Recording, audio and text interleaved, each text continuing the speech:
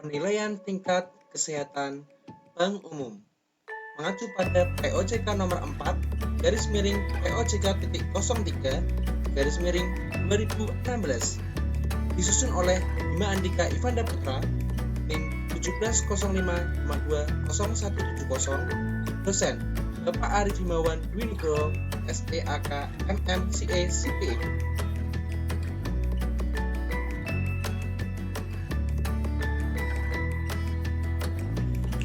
Hai semuanya, bertemu lagi dengan saya Bima Andika Ivanda Putra NIM 1705520170 mahasiswa Unisbank Semarang yang telah mengikuti mata kuliah audit bank.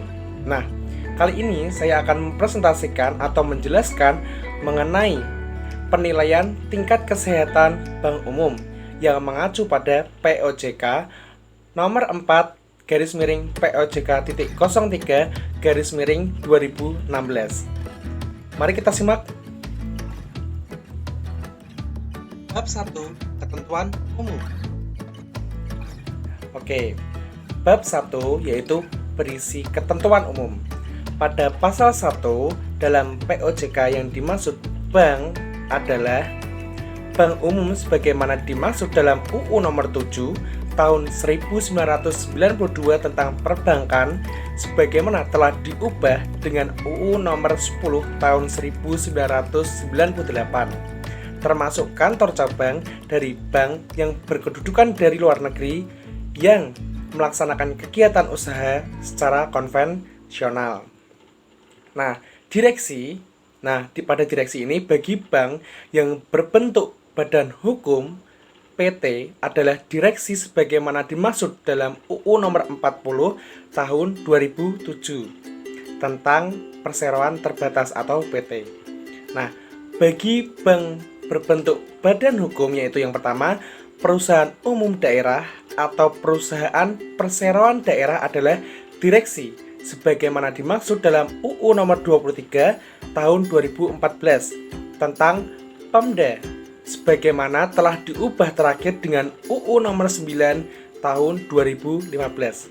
Yang kedua yaitu perusahaan daerah adalah direksi pada bank yang belum berubah bentuk menjadi perusahaan umum daerah atau perusahaan perseroan daerah sesuai UU nomor 23 tahun 2014 tentang pemerintah daerah sebagaimana telah diubah terakhir dengan UU nomor 9 tahun 2015. Nah, bagi bank yang berbentuk badan hukum koperasi adalah pengurus sebagaimana dimaksud dalam UU nomor 25 tahun 1992 tentang perkoperasian. Nah, bagi bank yang berstatus sebagai kantor cabang dari bank yang berkedudukan di luar negeri adalah pemimpin kantor cabang dan pejabat satu tingkat di bawah pemimpin kantor cabang. Nah, Dewan Komisaris. Nah, untuk Dewan Komisaris bagi bank berbentuk badan hukum PT adalah Dewan Komisaris sebagaimana dimaksud dalam UU nomor 40 tahun 2007 tentang perseroan terbatas. Nah, bagi bank yang berbentuk badan hukum yang pertama yaitu perusahaan umum daerah adalah Dewan Pengawas sebagaimana dimaksud dalam UU nomor 23 tahun 2014 tentang pemerintahan daerah sebagaimana telah diubah terakhir dengan UU nomor 9 tahun 2015. Nah, yang kedua yaitu perusahaan perseroan daerah adalah komisaris sebagaimana dimaksud dalam UU nomor 23 tahun 2014 tentang pemerintahan daerah atau Pemda sebagaimana telah diubah terakhir dengan UU nomor 9 tahun 2015. Lalu yang ketiga, perusahaan daerah adalah pengawasan pada bank yang belum berubah bentuk menjadi perusahaan umum daerah atau perusahaan perseroan daerah sesuai UU nomor 23 tahun 2014 tentang pemerintahan daerah sebagaimana telah diubah terakhir dengan UU nomor 9 tahun 2015. Nah, bagi bank yang berbentuk badan hukum koperasi adalah pengawas sebagaimana dimaksud dalam UU Nomor 25 Tahun 1992 tentang perkoperasian. Nah, bagi bank yang berstatus sebagai kantor cabang dari bank yang berkedudukan di luar negeri adalah pihak yang ditunjuk untuk melaksanakan fungsi pengawasan. Nah, keempat yaitu tingkat kesehatan bank adalah hasil penilaian kondisi bank yang dilakukan terhadap risiko dan kinerja bank. Lalu, peringkat komposit. Peringkat komposit merupakan peringkat akhir hasil penilaian tingkat kesehatan bank. Nah, sedangkan perusahaan anak itu adalah perusahaan yang dimiliki dan atau dikendalikan oleh bank secara langsung maupun tidak langsung, baik di dalam maupun di luar negeri, yang memenuhi kriteria sebagaimana dimaksud dalam ketentuan yang mengatur mengenai penerapan manajemen risiko secara konsolidasi bagi bank yang melakukan pengendalian terhadap perusahaan anak. Lalu, pengendalian itu merupakan pengendalian sebagaimana dimaksud dalam ketentuan yang mengatur mengenai penerapan manajemen risiko terintegrasi bagi konglomerasi keuangan. Nah, pasal 2 yaitu pertama, bank itu wajib memelihara dan atau meningkatkan tingkat kesehatan bank dengan menerapkan prinsip kehati-hatian dan manajemen risiko dalam melaksanakan kegiatan usaha. Yang kedua, yaitu dalam rangka melaksanakan tanggung jawab atas kelangsungan usaha bank, direksi dan dewan komisaris itu bertanggung jawab untuk memelihara dan memantau tingkat kesehatan bank serta mengambil langkah-langkah yang diperlukan untuk memelihara dan atau meningkatkan tingkat kesehatan bank sebagaimana dimaksud pada ayat 1 yang sudah saya jelaskan tadi. Nah, bank itu wajib melakukan penilaian tingkat kesehatan bank dengan menggunakan pendekatan risiko atau risk-based bank rating, baik secara individu maupun secara konsolidasi. Bab 2. Penilaian tingkat kesehatan bank. Bab 2 yaitu mengenai penilaian tingkat kesehatan bank. Pasal 3, yang pertama yaitu pasal 3 ayat 1, bank itu wajib melakukan penilaian sendiri atau self-assessment atas tingkat kesehatan bank sebagaimana diatur dalam pasal 2 ayat 3 yang sudah saya jelaskan tadi. Nah, ayat 2, pasal 3 ayat 2, penilaian sendiri atau self-assessment tingkat kesehatan bank sebagaimana dimaksud pada ayat 1 wajib dilakukan paling sedikit tiap semester untuk posisi akhir bulan Juni dan akhir bulan Desember. Pasal 3 ayat 3, bank itu wajib melakukan pengkinian penilaian sendiri atau self-assessment tingkat kesehatan bank sewaktu-waktu apabila diperlukan. Nah, ayat 4, hasil penilaian sendiri itu mengenai tingkat kesehatan bank sebagaimana dimaksud pada ayat 2 dan ayat 3 yang telah mendapat persetujuan dari direksi wajib disampaikan kepada Dewan Komisaris. Nah, pasal 3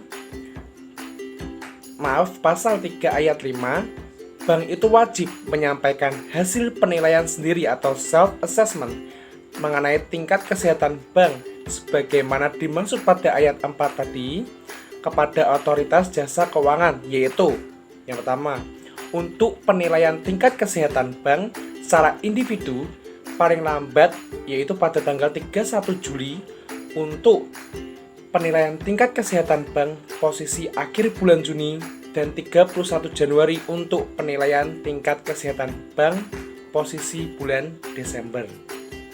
Lalu untuk penilaian tingkat kesehatan bank secara konsolidasi paling lambat itu pada tanggal 15 Agustus untuk penilaian tingkat kesehatan bank posisi akhir bulan Juni, dan tanggal 15 Februari untuk penilaian tingkat kesehatan bank posisi akhir bulan Desember. Nah, pasal 3 ayat 6 yaitu apabila batas waktu penyampaian hasil penilaian sendiri atau self-assessment mengenai tingkat kesehatan bank sebagaimana dimaksud pada ayat 5 jatuh pada hari Sabtu dan Minggu atau hari libur, hasil penilaian sendiri atau self-assessment tingkat kesehatan bank akan disampaikan pada hari kerja berikutnya. Nah, pasal 4 ayat 1 yaitu OJK akan melakukan penilaian tingkat kesehatan bank pada setiap semester untuk posisi akhir bulan Juni dan akhir bulan Desember.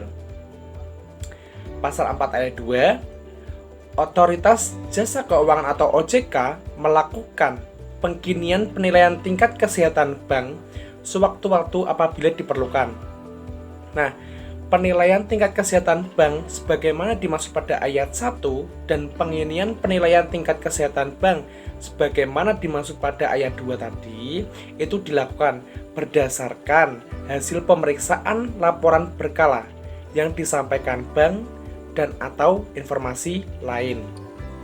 Nah, pasal 5 dalam rangka pengawasan bank, dalam hal terdapat perbedaan hasil penilaian tingkat kesehatan bank yang dilakukan oleh Otoritas Jasa Keuangan atau OJK sebagaimana dimaksud dalam pasal 4 dengan hasil penilaian sendiri atau self-assessment mengenai tingkat kesehatan bank sebagaimana dimaksud dalam pasal 3 yang berlaku adalah hasil penilaian tingkat kesehatan bank yang dilakukan oleh OJK atau Otoritas Jasa Keuangan. Bab 3. Mekanisme penilaian tingkat kesehatan bank secara individu. Bab 3 yaitu mengenai mekanisme penilaian tingkat kesehatan bank secara individu. Pasal 16, bank itu wajib melakukan penilaian tingkat kesehatan bank secara individu dengan menggunakan pendekatan risiko atau risk-based bank rating. Sebagaimana dimaksud dalam pasal 2 ayat 3 yang sudah saya jelaskan tadi, dengan cakupan penilaian terhadap faktor-faktor sebagai berikut, yaitu pertama, profil risiko atau risk profile. Yang kedua yaitu good corporate governance atau GCG. Yang ketiga, rentabilitas atau earnings. Dan permodalan atau capital. Nah, pasal 7 ayat 1, penilaian terhadap faktor profil risiko atau risk profile sebagaimana dimaksud dalam pasal 6 huruf A tadi yang merupakan penilaian terhadap risiko inherent dan kualitas penerapan manajemen risiko dalam operasional bank yang wajib dilakukan terhadap 8 risiko, yaitu ada risiko pasar, risiko kredit, risiko likuiditas, risiko operasional, risiko hukum, risiko strategik, dan risiko kepatuhan serta risiko reputasi. Nah, pasal 6 ayat 2,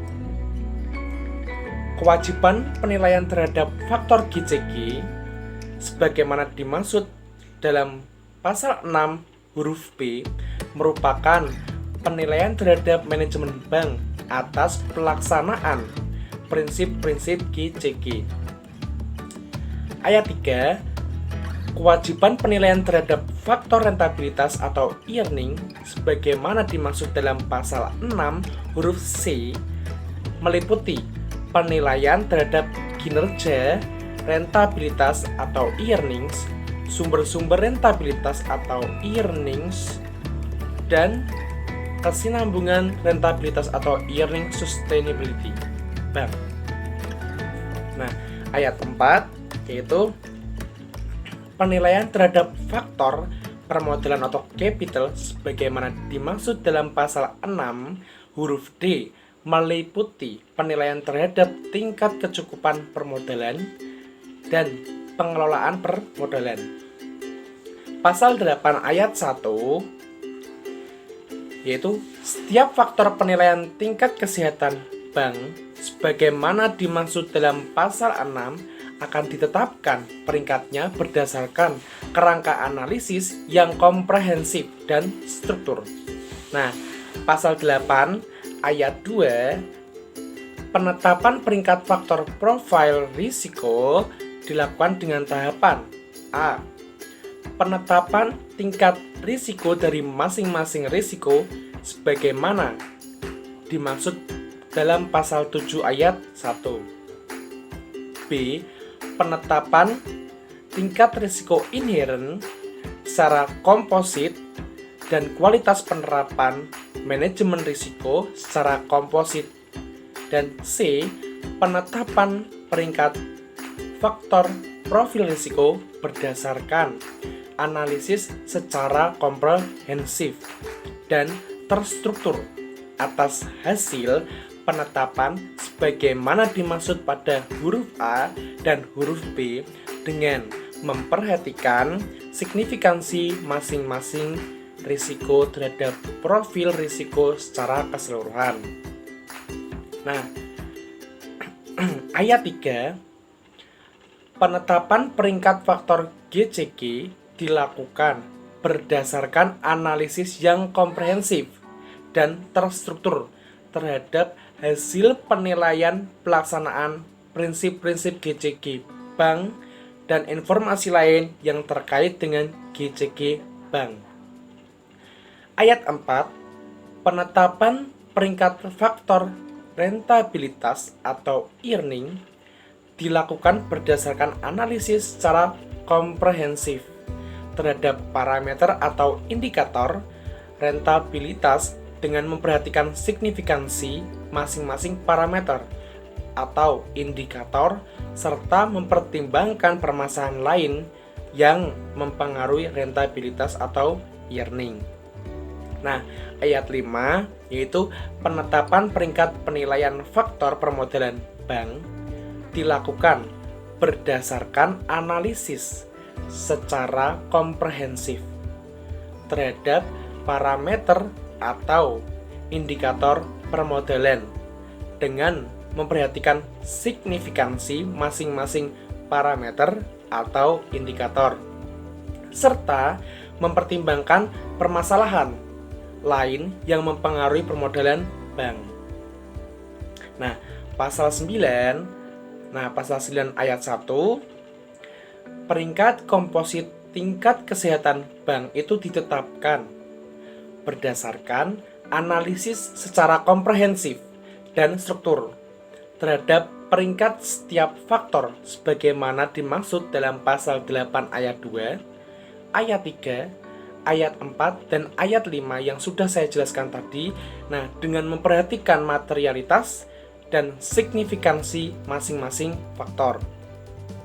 Nah, ayat 2, peringkat komposit sebagaimana dimaksud pada ayat 1, pasal 9 ayat 1 itu tadi, itu dikategorikan, yaitu A.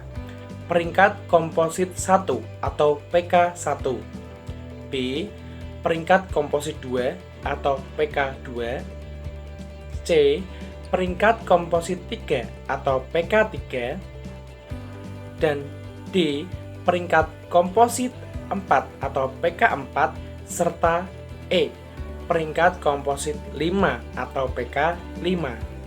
Nah, ayat 3, pasal 9 ayat 3, peringkat komposit 1 atau PK1 sebagaimana dimaksud pada pasal 9 ayat 2 huruf A mencerminkan kondisi bank yang secara umum sangat sehat sehingga dinilai sangat mampu menghadapi pengaruh negatif yang signifikan dari perubahan kondisi bisnis dan faktor eksternal lainnya. Ayat 4, peringkat komposit 2 atau PK2 sebagaimana dimaksud pada ayat 2 huruf B mencerminkan bahwa kondisi bank yang secara umum sehat sehingga dinilai mampu menghadapi pengaruh negatif yang signifikan dari perubahan kondisi bisnis dan faktor eksternal lainnya.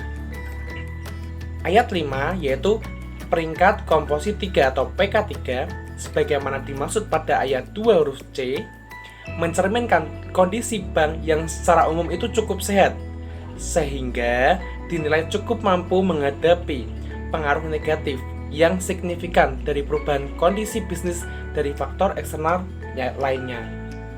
Nah, ayat 6 yaitu peringkat komposit 4 atau PK4 yaitu sebagaimana dimaksud pada ayat 2 huruf D mencerminkan kondisi bank yang secara umum itu kurang sehat.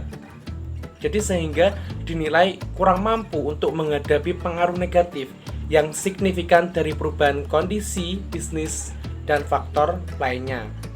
Ayat 7, peringkat komposit 5 atau PK5 sebagaimana dimaksud pada ayat 2 huruf E mencerminkan kondisi bank yang secara umum tidak sehat sehingga dinilai tidak mampu untuk menghadapi pengaruh negatif yang signifikan dari perubahan kondisi bisnis dan faktor eksternal lainnya. Pasal 10, dalam hal berdasarkan hasil identifikasi dan penilaian Otoritas Jasa Keuangan atau OJK ditemukan permasalahan atau pelanggaran yang secara signifikan mempengaruhi atau akan mempengaruhi operasional dan atau kelangsungan usaha bank. OJK berwenang menurunkan peringkat komposit tingkat kesehatan bank. Bab 4, mekanisme penilaian tingkat kesehatan bank secara konsolidasi. Bab 4 mengenai mekanisme penilaian tingkat kesehatan bank secara konsolidasi. Pasal 11 ayat 1. Bank wajib melakukan penilaian tingkat kesehatan bank secara konsolidasi dengan menggunakan pendekatan risiko sebagaimana dimaksud pada pasal 2 ayat 3 yang sudah saya jelaskan dengan cakupan penilaian terhadap faktor-faktor yaitu A. Profil risiko, B. Good Corporate Governance atau GCG, C. Rentabilitas atau earning, dan D. Yaitu permodalan atau capital. Nah, pasal 11 ayat 2 yaitu penetapan peringkat faktor profil risiko bank secara konsolidasi itu dilakukan dengan memperhatikan A. Signifikansi atau materialitas pangsa perusahaan anak terhadap bank secara konsolidasi dan atau B. Permasalahan perusahaan anak yang berpengaruh secara signifikan itu terhadap profil risiko bank secara konsolidasi. Nah, ayat 3 penetapan peringkat faktor GCG secara konsolidasi itu dilakukan dengan memperhatikan A. Signifikansi atau materialitas pangsa perusahaan anak terhadap bank secara konsolidasi. Nah, B. Permasalahan terkait dengan pelaksanaan prinsip-prinsip GCG pada perusahaan anak yang berpengaruh secara signifikan terhadap pelaksanaan GCG secara konsolidasi. Nah, ayat 4, penetapan peringkat faktor rentabilitas secara konsolidasi itu dilakukan berdasarkan analisis secara komprehensif dan terstruktur terhadap parameter atau indikator rentabilitas tertentu yang dihasilkan dari laporan keuangan bank secara konsolidasi dan informasi keuangan lainnya dengan memperhatikan A. Yaitu signifikan atau materialitas pangsa perusahaan anak terhadap bank secara konsolidasi dan atau B. Permasalahan rentabilitas pada perusahaan anak yang berpengaruh secara signifikan terhadap rentabilitas secara konsolidasi.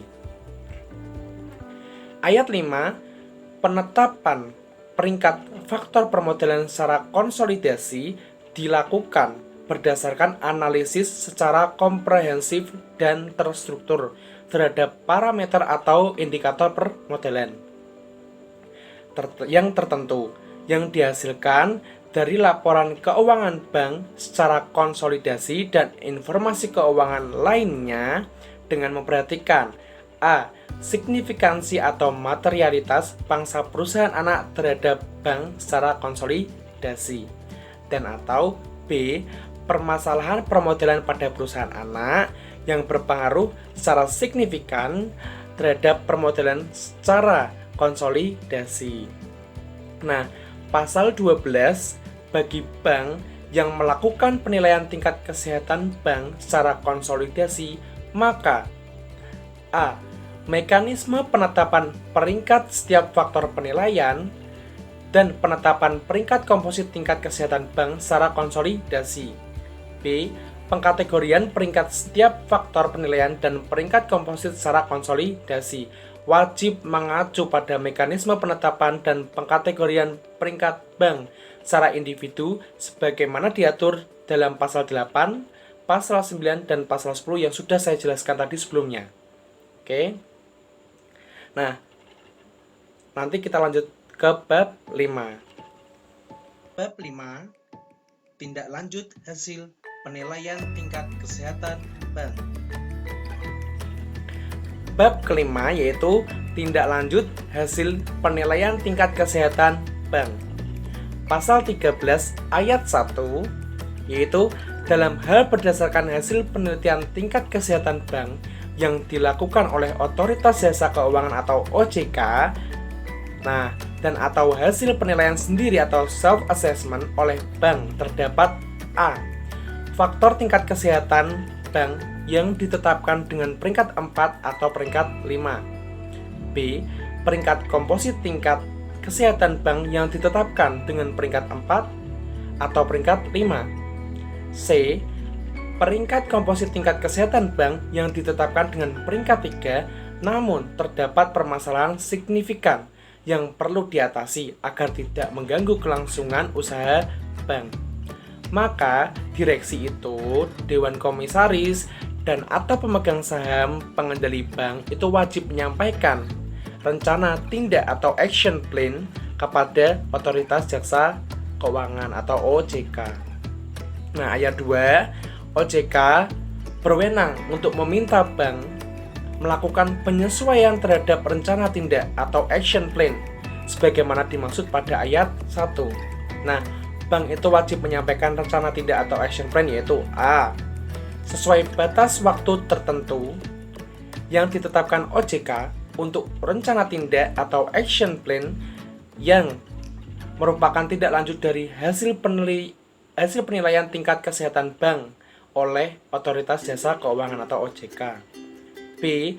Paling lambat pada tanggal 15 Agustus untuk penilaian tingkat kesehatan bank pada posisi akhir bulan Juni dan tanggal 15 Februari untuk penilaian tingkat kesehatan bank pada posisi akhir bulan Desember untuk rencana tindak atau action plan yang merupakan tindak lanjut dari hasil penilaian sendiri atau self-assessment bank.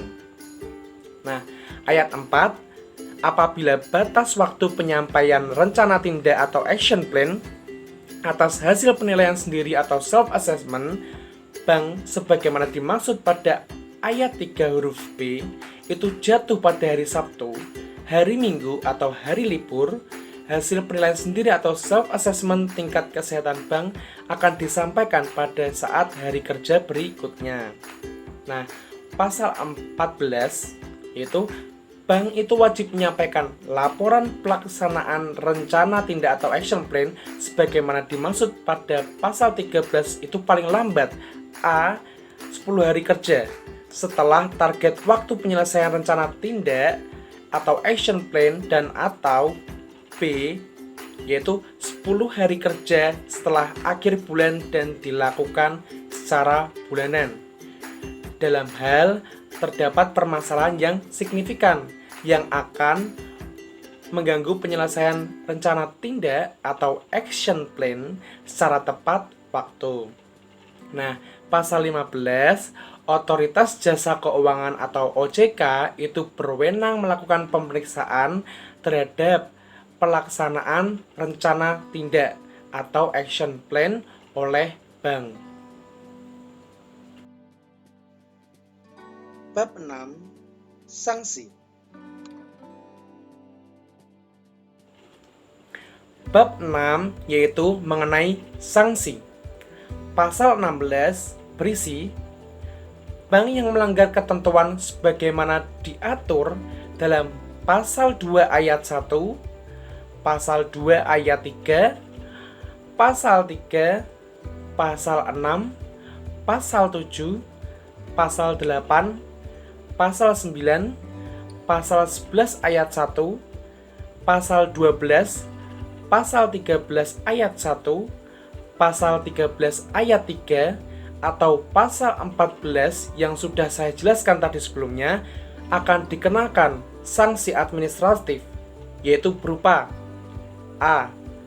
Teguran tertulis, B. Yaitu penurunan tingkat kesehatan bank, C. Yaitu pembekuan kegiatan usaha tertentu, dan atau D.